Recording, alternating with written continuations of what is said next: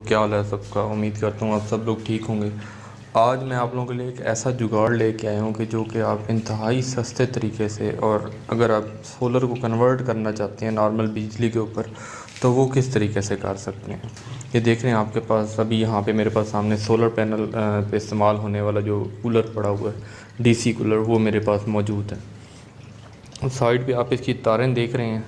अब जो ये जो तारें हैं, इसको आप क्या कर सकते हैं, जो कंप्यूटर के अंदर जो पावर सप्लाई होती है डीसी वाली, इंतहाई सस्ता काम है, आप वो इस्तेमाल कर सकते हैं। उसको इस्तेमाल करते हुए आप क्या कर सकते हैं, इनको कनेक्ट करेंगे। इसकी जो तारें होंगी उन्हें डायरेक्ट आप कनेक्ट करेंगे कूलर की तारों के साथ, ये जो आपको नज़र आ रही होंगी।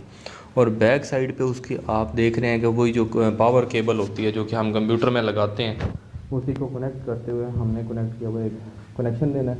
आप इसको अगर डायरेक्ट लगाना चाहें बिजली के बोर्ड में तो डायरेक्ट भी लगा सकते हैं। मैंने इसको लीड की मदद से डायरेक्टली वहाँ से उसे बोर्ड के अंदर इसको लगा दिया।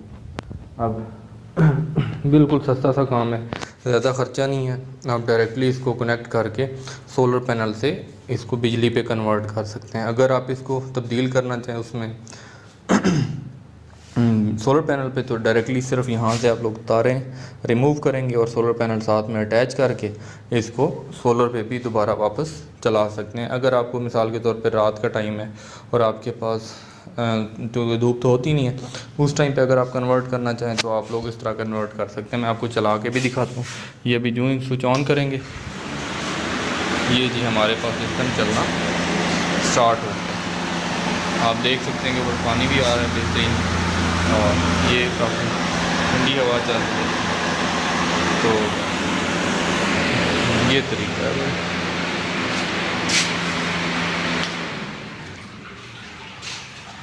तो उम्मीद करता हूँ आप लोगों को वीडियो अच्छी लगी होगी।